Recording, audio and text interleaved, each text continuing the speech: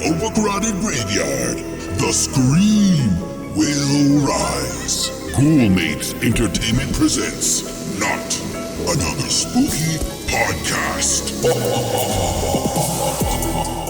Welcome back to Not Another Spooky Podcast, where we serve freshly popped horror reviews filled with blood, guts, and spoilers every Monday after a new horror movie drops. I'm Mandy Spooks. And I'm Rabbit Loves Horror, and we're here to remind you, theaters are not dead, one bloody popcorn bucket at a time. Whether you love going to every single horror release, or you want to hear all the reviews and spoilers before spending money at the theaters, we've got you covered. The front half of the show never has any spoilers, and we'll warn you when it's time.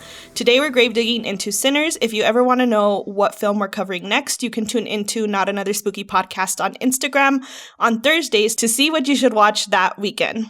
To set the vibe for this episode, we're going to start off with a little game of Bone, Marry, Slash. Okay, so in homage of the great commentary on this film, I figured we should feature black vampires for this, because I'm sure we're going to have many vampire movies to cover eventually. Yes. So we have Queen of the Damned, which is Queen Akasha, played by Aaliyah. Blade, which is played by Wesley Snipes, and you can choose between Smoke or Stack, played by Michael B. Jordan in this film. Okay. Oh gosh, okay, let's see. Hard choices, because I love every single one of these choices, so I don't know who I want to slash, so I'm going to leave that for the end. So let's go with Mary Stack, Michael B. Jordan. I love that we can just, live throughout the decades and just be in a loving relationship and have nice fashion in the 90s. And then, oh gosh, Bone, the Queen of the Damned, just because I can't slash Queen Akasha, I can't slash Aaliyah. Just because of real life circumstances, I can't do that. That's fair. And then, so Bone, Queen of the Damned, and then slash Blade, slash Wesley Snipes, which feels terrible saying, but there has to be one that has to go. So, yeah, that's my decision. So, Mary, Stack, slash Blade, and Bone, Queen Akasha. How about you? Okay, so I have never seen Queen of the Damned, which I realize I really need to. I feel like I have, but it's one of those I just don't remember because I was so young. So I will slash her, unfortunately. Hands down, without a doubt, will marry Blade. I've always said he's like the Batman of vampires and horror, period. He's gonna take care of me. Like, we're gonna be good. Yes, and I just realized that he is a daywalker, so you can go out in the daytime, and that's great. Yeah, I mean, it's like all the perks, no cons really. And then Bone, Smoke for sure.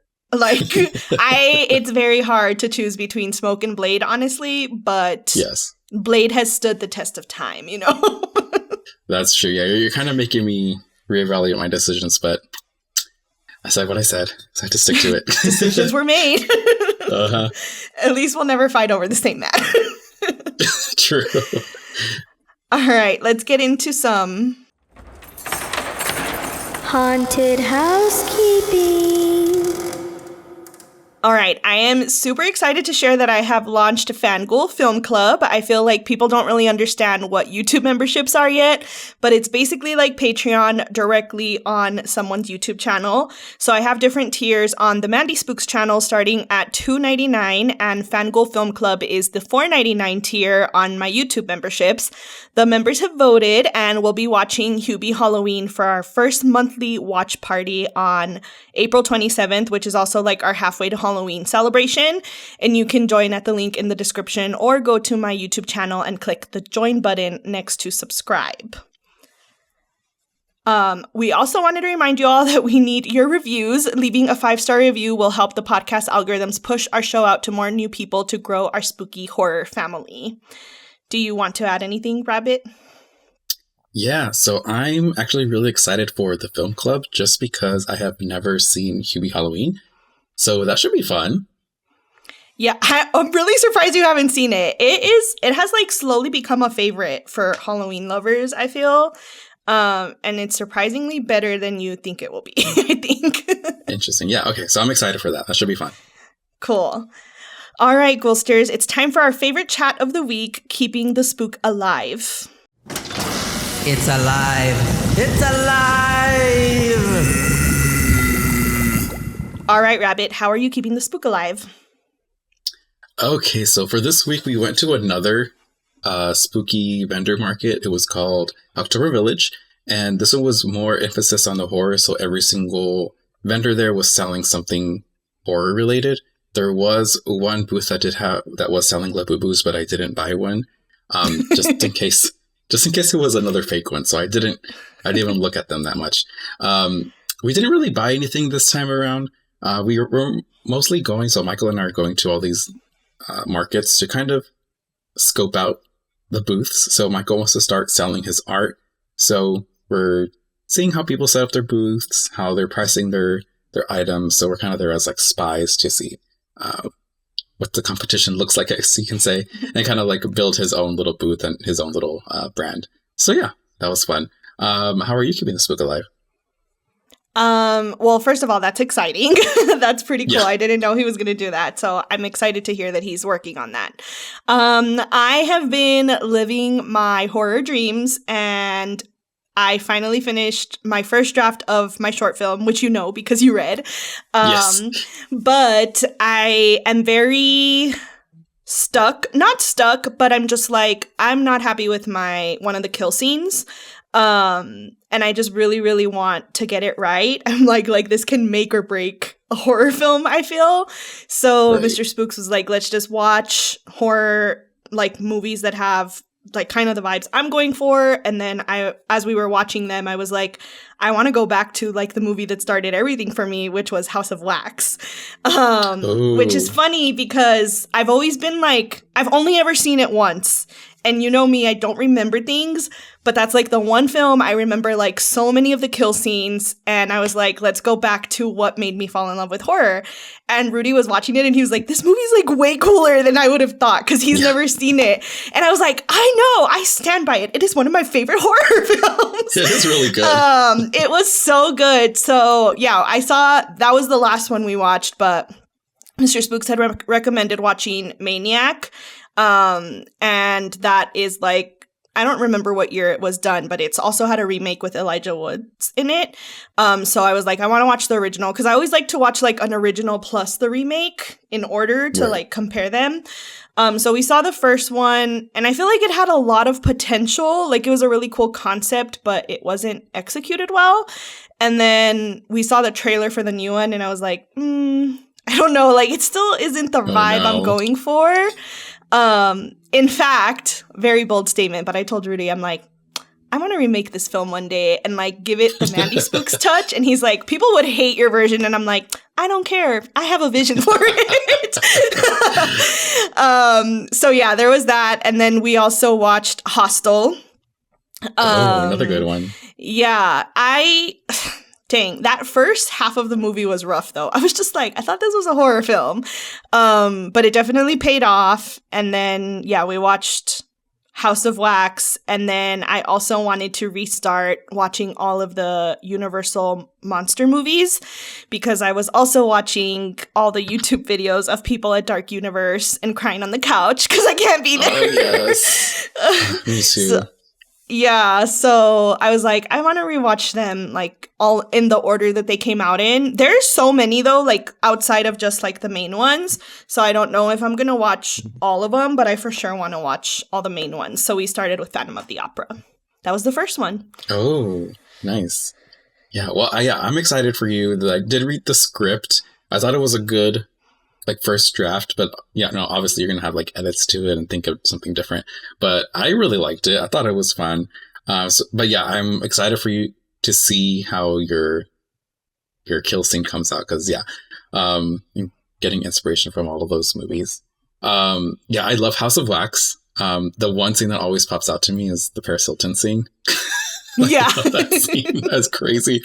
But yes, also the Universal Epic Universe. I am not watching anything of it. If I see it pop up on my TikTok, I swipe away because I don't want to see anything before I experience it myself. I don't have plans to go at all, but I know one day I will be going. Oh man, so that's a long time to not know. I know it's hard, but I don't want to say anything. I want to see it all firsthand. But yeah, I'm very excited to plan a trip to go. I don't know when. Not this year. It'll probably be like next year or something. Mine will probably be like 5 years from now, but it's okay.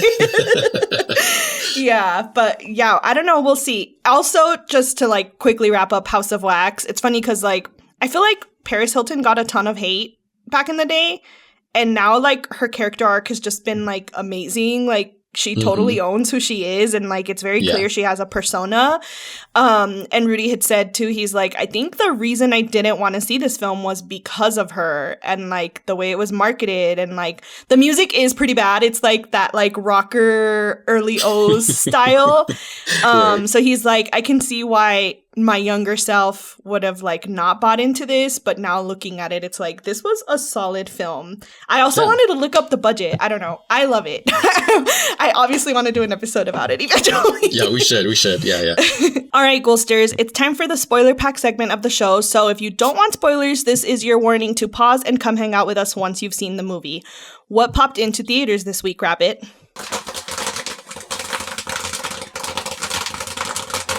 So this week, Sinners popped into theaters. And before we go on, I do want to add a trigger warning, I guess if you want to call it that, but we're going to be discussing themes of religion, racism, politics, and sexuality. But so for the movie summary, it is trying to leave their troubled lives behind. Twin brothers return to their hometown to start again, only to discover that an even greater evil is waiting to welcome them back. So let's see. And then the Rotten Tomatoes audience rating is 98%, which I saw it was actually at 100% at one time, which is very intriguing, but now it's at 98%, which is still really high. Yeah, for sure. Alrighty, and then for the cast, there's a lot of people in the cast, and I'm not going to mention all of them, but these are the kind of like the standout for me. Is Michael B. Jordan, Miles Canton, Jack O'Connell, Tanaj Jackson, and Hailee Steinfeld. And then I see we also want to get into some of the trivia, but I see that you wanted to kind of talk about the trivia, so I'll let you take that over. Did you originally have some of this? No, I didn't take any trivia for this one. I couldn't find anything. Okay, I've just been so obsessed with the film that I've been like getting so much content about it. So the first one was that Ryan Coogler has said that the film's villain, Remmick, which is the main vampire, was inspired by the villain in Puss in Boots. So if you pay attention, it's like his demeanor, the red eyes, which I loved, by the way, was one of my favorite things. And then, of course, the biting, naturally. And then I also feel like this film was just a culmination of a lot of the things that we've talked about in our first episodes with movies, of like things that were wrong or could have been improved, and like that'll naturally come up throughout the show. But the main one is that this movie was the first film ever to shoot on a combination of IMAX film and Ultra Panavision 70mm film. And it was a female cinematographer that did this. Her name was Autumn Durald Arkapaw, and I believe she's Asian. And yeah, she's the first female to ever film this way, which is really, really cool. And one of the quotes I saw from her said, I heard a phrase that said, you need to see you to be you. And I think for us females in business, the more women are able to shoot on large format, it will inspire the younger girls who maybe don't think that they can get there. So yeah, I also want to just warn everyone that I might get very emotional as we talk about this film. I don't feel emotional now, but as I was writing my notes, I'm just like, there were so many really good things in here that I feel represented a lot of things I don't see very often. I cried a lot during and after the film, so fair warning that those emotions might come up again. Anything you want to add before we start discussing? Sorry, where do we go now? So one question I did have, I did see people talking about this on TikTok of the 70 millimeter and IMAX, but I don't know what that means. And I feel kind of dumb asking what it means, but if you can explain it to me. I gotta go. Mr. Spooks should be here shortly. Just kidding. It's funny because he told me you should watch this. I watched the video, but I can't speak for it perfectly. But it's basically the aspect ratios. So if you get to go see it at an actual 70 millimeter IMAX theater, there's only like less than 10 of them, I feel, that are going to be showing it or even exist. You see like the entire frame of the film. Okay. So like, you know how like the difference between like widescreen and then standard is like more square, like back in the day? Right. So widescreen, you're going to capture more of that. And then it's like extremely rare that they film on this 70 millimeter that extends it. So it's like tall and wide. I believe. Mr. Spooks is going to kill me if I got that wrong. Okay, no, that makes sense then, because you're seeing more of the film. Yes, more of the frame, because basically you're seeing like cropped versions when you see it on smaller or different formats. Cool. But yeah, there is a really cool breakdown that Kodak YouTube channel has with Ryan Coogler, like doing it in detail and talking about that. I do want to add though, if anyone's listening and has not gone and just wanted the spoilers, please watch it in IMAX. Like, this film is made for IMAX. Like, you want to see it there. And also the sound is absolutely incredible. So it's worth it. And if you don't have IMAX, at least try doing like a Dolby screening that has that enhanced audio. So yeah. Okay. Anything you want to add before we go on? No, I love that you included that quote because, kind of like what people say, representation matters. And if you don't think you can do something and you see somebody else doing it, that's something that you can, set your mind to and something to strive for. So I thought that was a really important quote to include. Yeah, for sure. All right. Well, I did want to start off with the marketing because I feel like that is something that we've been talking a lot about in the past few films. It's just like them about like Woman in the Yard was misrepresented, and then Drop was like kind of you saw what you got from it, I feel. Right. This film, I feel, did an incredible job of showing enough but not giving anything away. Like, they really nailed the marketing for this. And I feel like they knew it was a really good film, that it would naturally spread with word of mouth as well. Because I was really excited for the film. I knew it was going to be a vampire film, and I trusted that anything Ryan Coogler and Michael B. Jordan. Wow, I don't know why I got confused. I trusted that whatever they did was going to be amazing, but I'm not a period piece girly, and we know that, and I don't like slow movies, and the trailer was definitely giving that, but I trusted it. Like, I knew it was going to be good, and I feel like they knew it was so good that even if the trailer wasn't enough, the word of mouth was going to spread quickly. Yeah, that's true. When I first saw the trailer to this movie, I was like, oh, is this like another Western movie? I'm not a huge Western fan, so it didn't really appeal to me in the beginning. But I kind of agree what you're saying. The marketing it gave you what it was about, which is it's about vampires in this period piece. But then the movie just added so much on top of it. It's like, yeah, I got you in here, but now I'm going to give you everything that you want that you didn't know you wanted. So yeah, it was very, very good. And I kind of agree that it did start off a little bit slow, but that was like important to the movie. You needed to kind of understand the relationships between everybody and also establish your own connection to the characters, because I really got attached to the characters throughout the movie. Even though I thought it was a little slow in the beginning, it was just required for us to see those interactions.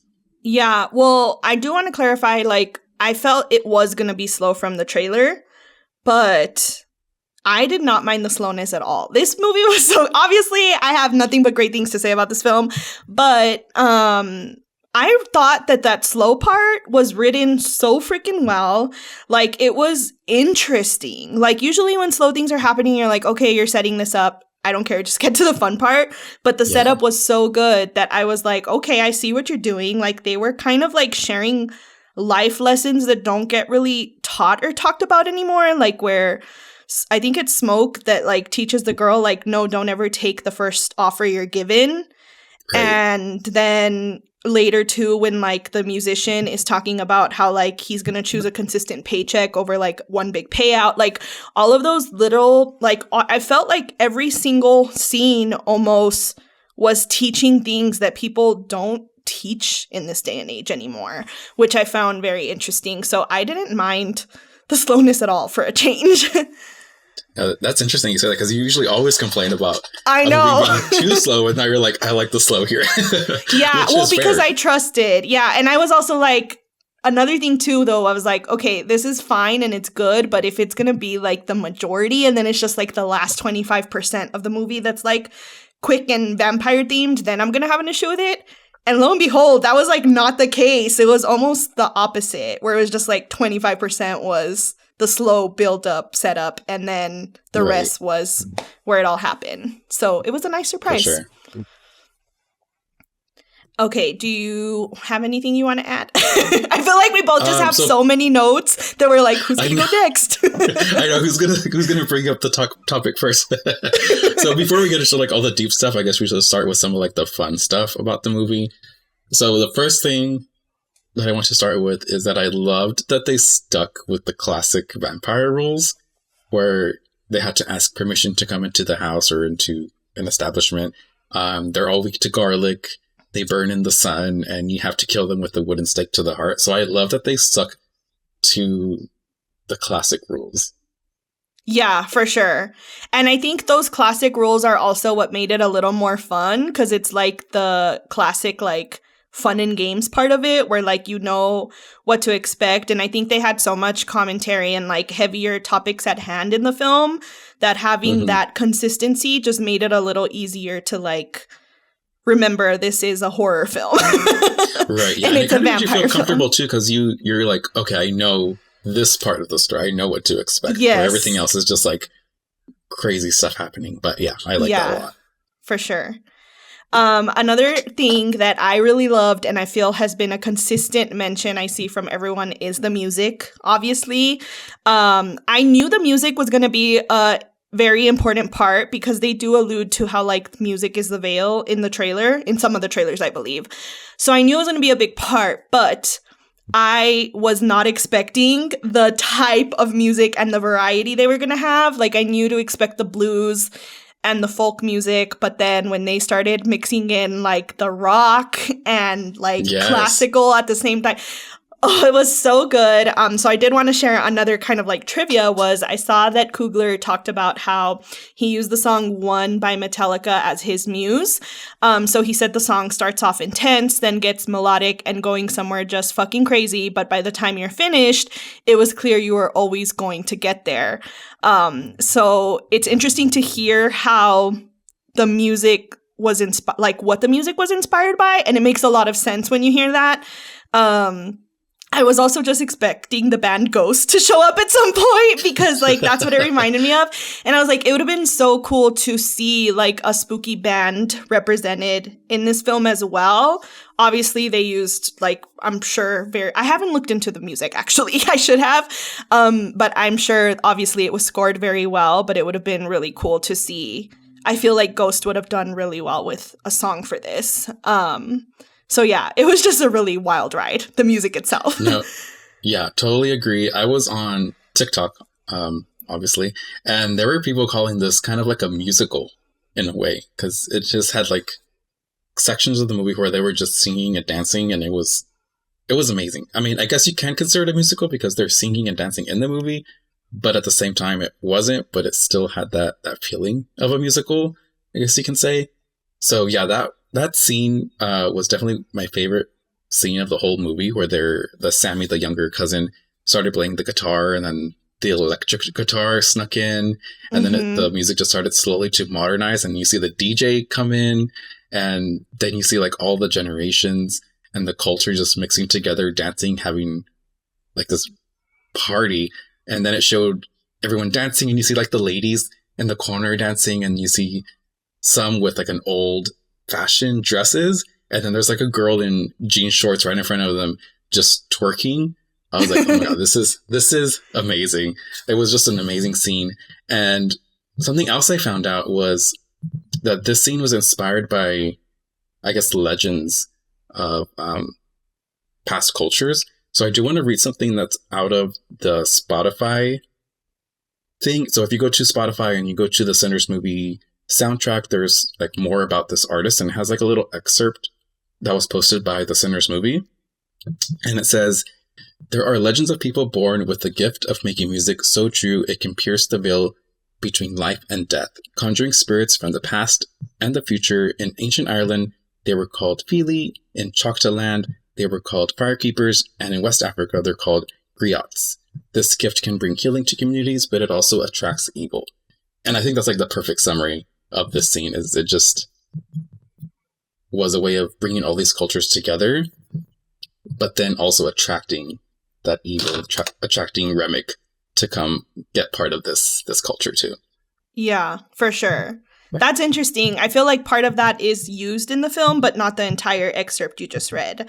So yeah, that's really interesting. I don't know. It's just amazing. I feel like I have a really big background with music that I've kind of like lost throughout the years. And so like seeing that too was just like super relatable for me. Like when you have like a love for music or you sing or play an instrument, there's just like something so special about that. And I feel like that's really captured in the film somehow, which is interesting because I haven't heard that Ryan Coogler has a background in music or anything. I'm not positive if he does or not, but it was captured extremely well if he didn't. Yeah, for sure. All right. And then I obviously wanted to take a moment to talk about the spiciness of the film. I, first of all, was blown away by Hailee Steinfeld. I have always liked her. She's got a very what's the word? Girl Next Door vibe to her with all the films that she's done so far. So this was like her villain breakout role. She was phenomenal. I felt like I needed more of her, but I also love that they balanced not making her the star because of what the film is about. She was so good though. I was just like, wow, you should be a villain all the time.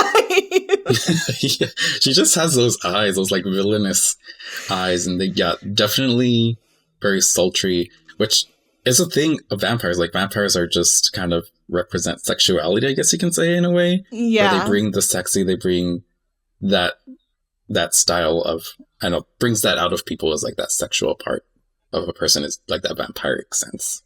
Yeah, for sure. So that was definitely one of my favorite parts of the film, is just like seeing her turn. Even when she was human still, I was really impressed with her role because like she passed the Courtney Cox test for me of did you forget who she was? And I did, but I was also just more like, she's so good, I can't believe that that's her. So I was a little hyper aware of it, but as it went on, it was just like, she's just so good. And then Michael B. Jordan, of course, technically played 3 roles if you think about it, because he's like Smoke and Stack alive, and then Stack kind of changes when he becomes a vampire as well, like his like demeanor and personality, because when he's human, he's more, I feel like, submissive to what Smoke wants and tries to advise, but like Smoke is in charge. And then when he turns, he's kind of more like mischievous, I guess. I don't know the word. Yeah, I see that. His personality switches to taking like charge. Yeah. Yeah. So I was really impressed with Michael B. Jordan to just like pull off all of those. I have not had time to look at the behind the scenes, but I would love to see how they filmed how they even like composited all of the scenes of them in the scenes together, especially because they were using film. That, you could not tell that they were like CGI happening or whatever they did to make those 2 characters look like they were in the same scene, filmed at the same time. Like I don't know how they did that. That was amazing. Yeah, it was really good. And I think overall the cast was just phenomenal. Like I loved every single character, even the ones you weren't supposed to like, were done so well. Like they just did such a good job with casting. For sure. Yeah. Remmick, obviously one of the villains in the movie, but I don't know. I was kind of feeling it. And I was like, I don't know, maybe I do want to join you. Yeah, I think I was just too into the other men that I didn't care for him, but I can see it. And the music scene, even with them, was amazing. Yes. Like, it was just every single time there was music, it was so good. And it was funny because, like, at the very end, we'll talk more about it later, where there's a music scene, like, most of the theater had left already, and it was just, like, me, Mr. Spooks, and, like, one other couple that were there. And I noticed, like, all of us were, like, tapping our feet to it. Like, it was just, like, you can't help it. It was just so good. All right. And then I also wanted to talk about the scene with Smoke and his love interest, like the first time you meet her. I want to say her name because she did a great job. She played Annie, and her name is Wunmi Masaka. I have not seen her before, and I haven't done my research again. But that entire scene, I have so many things to say about it. First of all, did you realize it was his love interest? Like, from the beginning? Are we talking about the little cousin? No, Smoke's lady. So when the one that's like in that little cottage? Yes. Okay, yes. No, I was kind of confused of what their relationship was until it happened. Right? Yeah. So it was funny because, like, he gets there and it kind of seems like it's his mom. And then you think it's, like, a little brother or, like, a dad or someone that passed away. And, like, the whole interaction was, like, really strange because you're thinking it's a mom. But then I was like, she looks really young to be his mom, though. And then I'm like, but women age very well, Black women. So I'm just like, I don't know. And then when the scene happens, I was just like, what just happened? Like, I'm trying to catch up. That's his ex-lover. Yeah, I was like, and initially I was still like, wait, is this like a weird relationship with a family member? I don't know. I just could not tell until like and I don't know if it's just because I just didn't catch clues or what, but I was very shocked by it. Like, I was not anticipating that happening. But on the other hand, once I caught up and realized what was happening, I was very, very, very happy to see a plus size, like an actual plus size woman being represented, also with a leading character. Like, I've never seen a leading character with a plus size woman like this, so that meant a lot to me.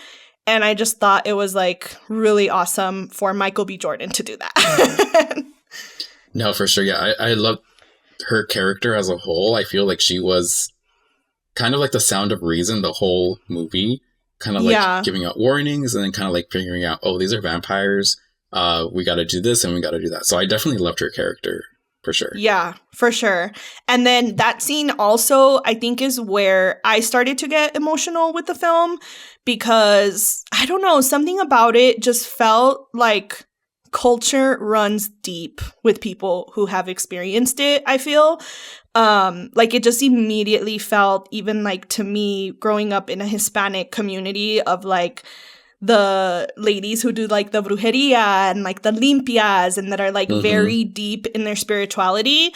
And like, I got kind of emotional seeing that interaction where he's like, it's not real. And then she's like, then why has it protected you? Like, those are questions and like conversations that I feel so many people have as they're growing up in these like very spiritual centric communities. So I don't know why, it just like, I got kind of emotional seeing that, which was weird and not expected. Yeah, it's kind of like, listen to your elders and take these lessons. You know, it's not going to be the same thing that they experience, but also it's going to help guide you in your decisions going forward. But also kind of like, also listen to Black women in a way. I kind of feel like he snuck in these little things into this movie. And you just have to like kind of analyze and break it down. But definitely from her character, I got was like, just listen to Black women and you'll succeed in a weird way that he put that in there. Yeah. Yeah. And I also, so I don't know. I wish I did know. So this is a little ignorant of me, but I know like with Native American communities, it's a matriarchy. So they put women first and like they are the leaders, I guess. I hope that's correct. But I feel like that's also what was kind of trying to be shown in this film. And I don't know if that's like naturally a part of Black culture or not. Or or if it's a commentary on like that's how it should be. So I would love Right. if anyone has that perspective to reach out to us and like let us know if it's like accurately being represented or if it's a commentary on it. But another thing, before I move on to my next thing, do you have anything else you want to add? Because I think this is going to get into more of the like serious topics. Yeah, we're getting a little deeper. No, yeah, I agree with you. I feel like we're seeing this from more of like a Hispanic white lens, and I'm sure this movie just means so much more if you watch it from a black person's perspective. So yeah, if anybody wants to give us input, we'd love to hear it. Do you have any fun notes to add before I move into my seriousness? No, I think that's all the fun stuff that I wanted to bring up. Okay. So moving on with the whole like women subject, the reason I'm asking is because there was a very big theme that me and Mr. Spooks noticed, which was we both noticed how often they brought up oral sex on women, like whether it was literally talked about or actually shown on screen. And at first, Rudy kind of thought of it as like, well, maybe it was just like popular at the time, like they had just like discovered it and it was like a popular thing to do it. I was like, I don't think it had just been discovered at that point. And also I just don't think that it's accurate because it's barely even normalized today. It's still a very taboo topic to see on screen. So I feel like it was either, again, intentionally done to show like that's how it should be, or if they were actually doing it, as a way to like reframe how repressed women were and how quotation like sinful it was for women, especially marginalized women, to be sexual, experience pleasure, or hold any power in those dynamics. And it's really interesting how like it goes from like the black men talking and doing it as a like respectful and intimate thing to do for women versus like leading up to the white vampire saying it in a way that is almost like an invasion of privacy and vulgar. So I don't know if that was like, again, an actual representation of like maybe people or men of color respect women and like want that to be the dynamic, or if it's a commentary that that's how it should be. Yeah. That's the thing about this movie, is that you can see this movie through different perspectives. So you're watching this movie from like a woman's lens and seeing like picking up on these things, and that's something that I did not even pick up on. So that's crazy that you like interpreted that whole scene as something else, and I just saw it as like sexual vampires, women tapping into their sexuality, and you know, that just being part of life, and of course tapping into those taboos. But then seeing it where you're saying where the men see it as, or the women see it being as repressed and sinful, I didn't really pick up on that. So that's really interesting. Yeah, well, and it's just also like, if it had been like just the scene with like Sammy and his girlfriend, that's fine. Like one scene, great. That was a cool thing. But it's multiple times. Like it's the teaching Sammy part with like the ice cream reference, and then it's showing Sammy, and then it's again, Hailee Steinfeld mentions it too at some point in that train scene. And then the vampire mentions it again. And it's just like, okay, like, why is it mentioned so many times? And I feel like it's very intentional. So I don't know. I wish I could have like an interview with Ryan Coogler and be like, tell me all of these Why things. did you do like, this? I don't know enough. For I sure. want to know all of it. Yeah. So I But hope. also it could be could be on a play of oral fixation, and that's just vampires. You know, they use their mouth to kill. They use that's a juicy take. Yeah, so I don't know. Maybe it's like that where he started, and he's like, "What if I do add this layer and add this layer and add this layer?" So, yeah, interesting. Yeah, I love that. I love like how you always bring that other perspective too. So yeah, and then the other part was, I feel like this will lead into a lot of other topics, but this was obviously a commentary on both the past of America, but also how we're kind of going back to that now. And it was for me, it was very clear like what everything was saying, but the part that I kind of kept wondering about was just like, what did the vampires represent in this? Because if you think about it, we're very aware that it's like the religious and the KKK people are representing like the conservatives. And then, of course, the people of color are like the liberals. And the vampires are in the middle, and they are acknowledging everything that's wrong, but they're also like doing wrong things to try to right the things. And if it hadn't been for Annie's character telling Smoke, like, hey, this is a bad life and I don't want that. Like, please promise to kill me and your baby are like waiting for you on the other side. That's also a religious thing. So it's like two very opposite views on religion. Like one hand is more like spiritual, cultural based or whatever it is that Annie believes in. And then you have like the traditional religion on the other side. And then the vampires, they're not necessarily bad. Like they still want everyone to feel free and equal. And the part where Hailee Steinfeld is like super upset that they kill Annie shows like their intentions were for them to live out their entire like forever as a family. So I'm like, so then what do the vampires represent? Because it's not wrong. Yeah, that's just like another layer that they put onto this movie is I feel like they chose an Irish man and they chose that Asian family and then they chose a Black community to kind of, I don't know, highlight or not highlight, but just put that in perspective of the Irish was like invaded by the British, and that's where Remmick comes from, was like probably around that time when their country was invaded. And then including the Asians, they're kind of like the middle ground, but they've also experienced a lot of, what's the word I'm looking for? Backlash from the white people.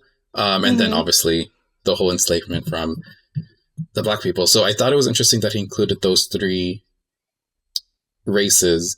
And I feel like Remmick, the main vampire, he came from that time and he knew how that felt when he went through that on his own. So he wanted to come kind of like, hey, let's fight back together, which is good in his mind. He's like, let's do it together. Let's fight back together. Let's fight these KKK people together. But then also at the same time, he's also kind of erasing their culture. He's pretty much telling them, join me in this one hive mind. Let's all think one way and have, kind of erasing your culture to become part of my culture. So in a way, he kind of like wanted to do good, but at the same time, he was kind of doing the same thing that was done to him in a way. I guess you can interpret it that way.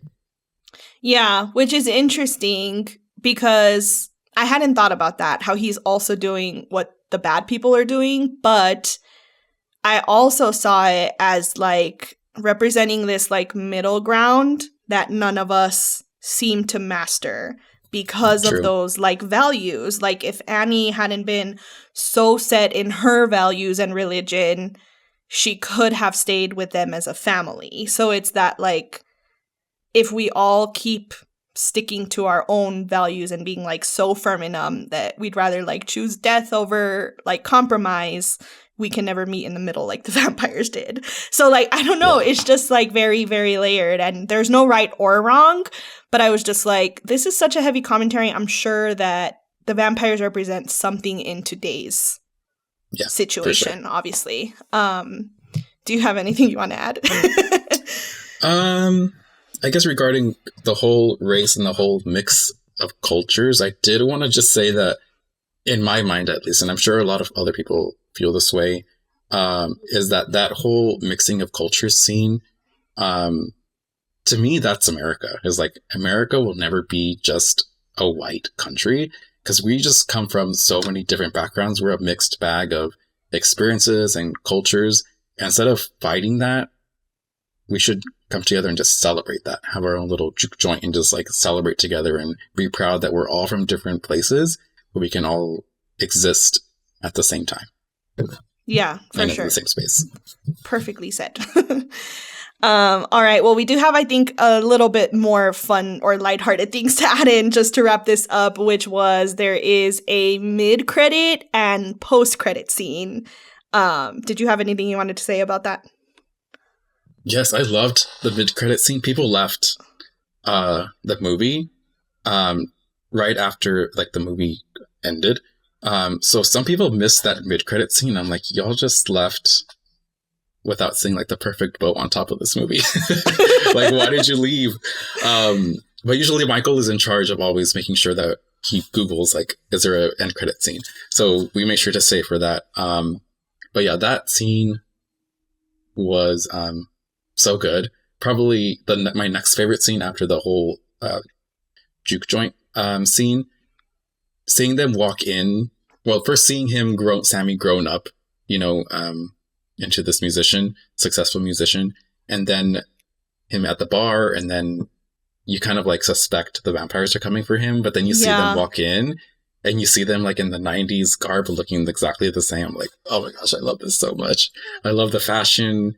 I love that they stuck to those vampire roles, like they never age. And then when they're about to leave, Sammy kind of asked them, he's like, or tells them like, that was the best day of my life. Do you pretty much feel the same? And then Stack responds, he's like, well, yeah, obviously that was the last time I saw my brother. That's the last time I saw. Oh, you're going to make me cry again. Oh, that's where I lost it. I started crying. I was like, oh my God, this is so good. Yeah, that is the scene where I just completely lost it. Like, I had emotions, like moments of buildup throughout the film, but at that point was when I was just like, oh my God, I'm crying again right now. You did it to me, Rabbit. But yeah, that is the scene that I completely broke down, and like, you know how like once you start crying, you just like can't stop anymore? Yes. That's exactly what, oh my God, I'm doing it again. Yeah, it was just amazing to see that scene, obviously, because they're both, well, Sammy's very successful and had probably a lot of success in his life after that point. So for him to still think back at that point as like his best day of his life is crazy. But also in the vampire perspective, like obviously they've done so many things between then and now. And for them to still feel like that was the best day of their life is when they were all together was, very emotional to see. Yeah. I can't even freaking wipe my tears. Yeah, for sure. And I think you reminded me too, it's backtracking a little bit, but I really wanted to mention this was the scene where he goes back to the church and he's holding the guitar and you're convinced like he's going to put it down and he's going to give it up, was like, I would never say that my experience as a spooky girl is anything like living as a Black person. So I want to be very clear about that. But when it was happening, I was like, he's not going to put it down. And I'm like, because the moral is like, don't let anyone steal your joy. Because that's been like a very common like thought in my head over the last few months, obviously, is seeing like so many people lose their joy over what's been happening in our country. And for me, it's just like, that's what they want. Like, they want us not to be ourselves, to feel repressed, to not be this empowered version of what we are. And it's been a really big reason why I have removed myself from talking about those things, because I think like joy and being ourselves is so important through all of this. And I just knew, like, he's not going to put it down. Like, please don't put it down. Yeah. And then he didn't. And I was just like, yes, like, that's what I have been trying to say. Like, fuck letting these people steal our joy. So that was a really big moment for me in the movie. And I'm surprised I forgot to talk about it. But then adding the layer of, like, not stealing, like, not letting them steal his joy and seeing what it came of it, which was this amazing career, was just like that added layer of like why I cried. Yeah, for sure. I'm glad you brought up that scene again, because I did want to talk about it, but I totally forgot. That scene was very powerful for me too, just because I wasn't thinking the same thing. I was like, don't go back just because obviously this terrible night, but like still chase your dreams. Like, you have this talent, you deserve to go and explore your talents and chase your dreams. So I was like, don't put down the guitar, just keep going. And I love that scene because he's kind of just like went back home, hugged his dad, and is like, thank you for your guidance, but I'm still going to do what I want to do. And I love that part. But also, I also want to bring something else up, is the ending. So that was his kind of ending in the movie, I guess you can say, or in that time. But then Smoke's story ended in a different way, where he chose violence. He chose, you know what? I'm going to stay here and kill all these KKK people. And I love that scene, just because, not to go back into some deeper topics, but Go for it. I don't know if you heard. We're in this deep. Just go for it. Yeah. I don't know if you heard about the Tulsa Race Massacre. So no. It's about this, like, it was about this, or it is this thriving Black community that they had created in 1920s. And yeah, they had their own community, they had their own banks, they had their own city, like grocery stores, like everything. Things happened in between. I don't want to get too into it, but then the white people came, lynched, and kind of burned the whole town to the ground, leaving all those people homeless without nothing. You know, they lost everything that they had worked for. So when I was watching that end scene, I was like, oh, if only this had happened, where they were prepared and they were able to fight back. Yeah. So I did like seeing that, because you saw them pulling up, ready to burn it down, ready to kill everybody inside. But smoke knew that was coming and kind of hid out and just shot every single one of them. And yeah, that was an amazing scene. I love that.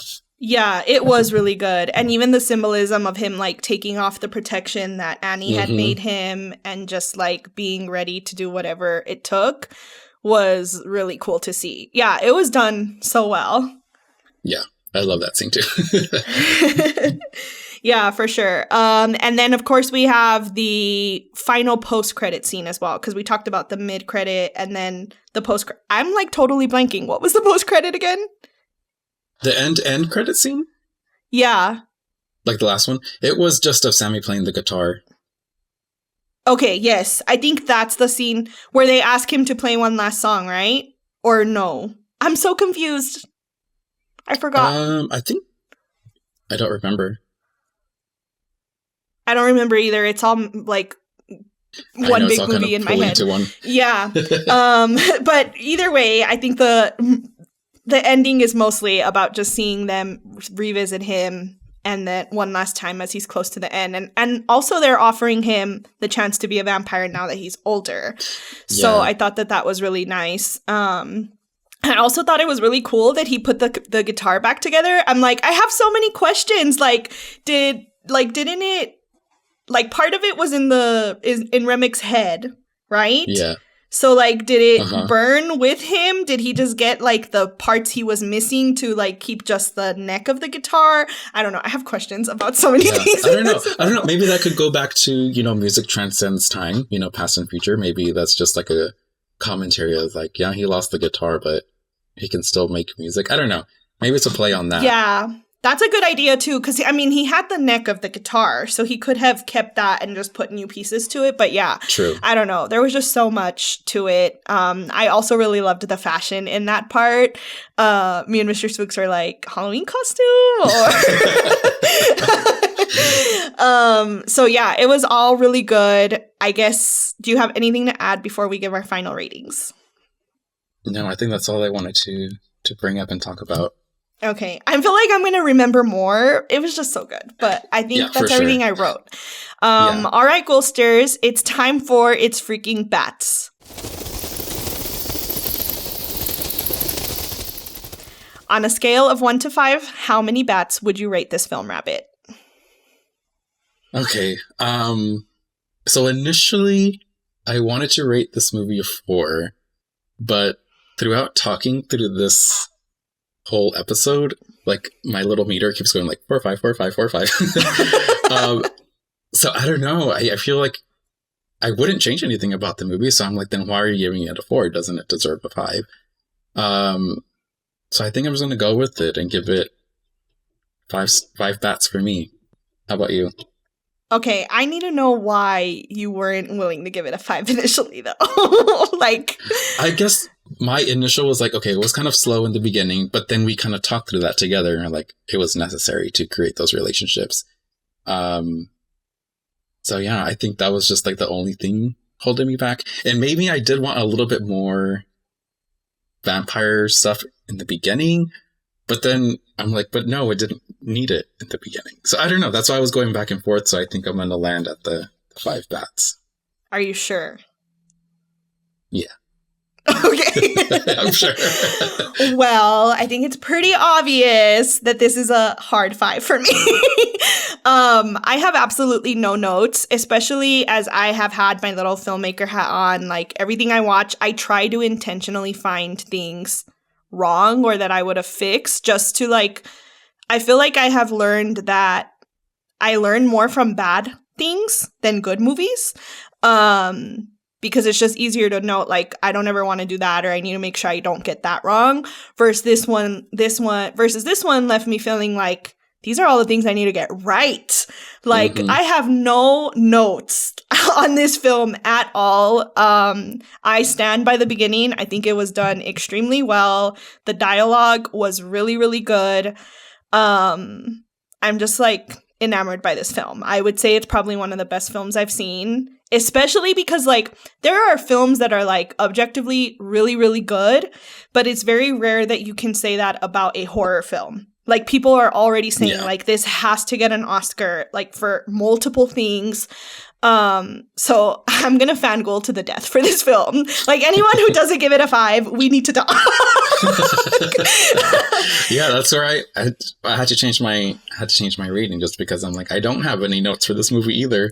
Like, I wouldn't change anything. So it's like, well, why aren't you giving it a 5 then? So yeah, I agree. And I think the last thing I'll say too is just, like, I was really worried that this wasn't gonna have enough vampire vibes, especially because of the trailers, and again, not liking period pieces. I was just like, I don't know if I'm gonna vibe with this.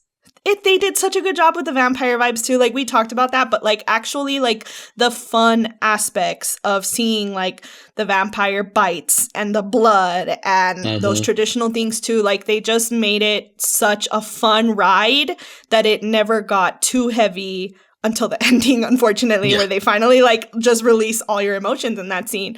But yeah, I could fangirl about this film forever. Yeah, for sure. All right. Before we part ways for the week, let's have a little moment of Be Kind Rewind. We're all about the vibes here, so if this film hit just right, here are a few spooky picks you can rewind to match the mood, the madness, or the mayhem. What's your pick, Rabbit? So for me, this movie reminded me a lot of From Dusk Till Dawn. So that movie is directed by Robert Rodriguez. It stars Quentin Tarantino, George Clooney, Salma Hayek, Danny Trejo, Juliette Lewis. And it's kind of like the same or similar premise, where it's set in an isolated place. So, like, it's an isolated, like, truck stop or club or something. I don't remember what exactly it is. But then it's end up run by vampires. So once they all get there, they're kind of like in this isolated place, and they gotta kill all these vampires in the area. And then there's also a show, I believe, on Netflix, and that was also really good too. So that's my choice for Be Kind Rewind. I didn't know a show of From Dusk Till Dawn. I did not know that. Interesting, huh? I'll have to look that up. Well, I hate to say this, but I don't think any film compares to this film. I mean, there are tons of vampire films, but there are not many that have this kind of, like, historical commentary, like, just emotion, period. The amount of heart that went into this film. So I'm gonna say go rewatch it and support it. Like, we always talk about how, like, the whole goal with this podcast is, like, to remind people theaters are not dead and keep cinematic horror alive in theaters. And for me, this is, like, if there were ever a movie I would tell you to go pay to watch it in theaters, it would be this one. I am probably going to go see it again. Honestly, I wanted to see it a second time before filming this podcast, but I didn't have time. But I mean, when you talk about, like, movies being made for the cinematic experience, this is as made for theater as it's going to get. And Michael B. Jordan kind of talked about that, was just like, he said, like, we want to remind people to, like, go back to theaters. And, like, this is the reason with the whole, like, IMAX 70 millimeter. So yeah, just go watch it if you haven't, please. From the bottom of my heart, go support this film. Definitely go watch this movie in the theaters, All right, Ghoulsters, we hope you had a bloody good time hanging out with us today. Until Dawn is popping into theaters this weekend, so we'll see you here next Monday with our freshly popped horror review. And remember, keep cinematic horror alive on the big screen and go see something spooky this weekend. Until next time, sending you ghouls and kisses. Bye.